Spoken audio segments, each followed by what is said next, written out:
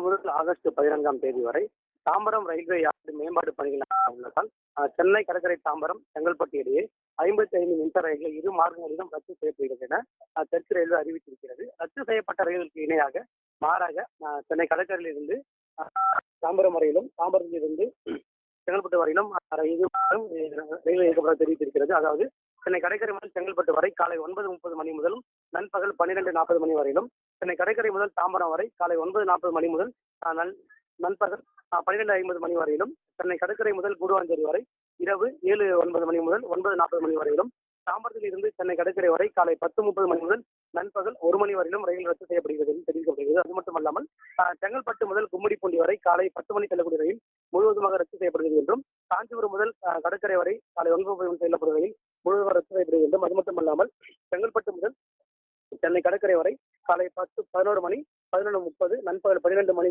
மற்றும் இரவு 11 மணி செல்லும் ரயில்கள் அனைத்தும் முழுவதுமாக ரத்து செய்யப்பட்டதாக தெரிவிக்கப்பட்டிருக்கிறது. அது மட்டுமல்லாமல் அதிகாலை 9:20 மணி வரை கால அட்டவணைப்படி மின்சாரங்கள் வழக்கம் போல இயக்கப்படும்.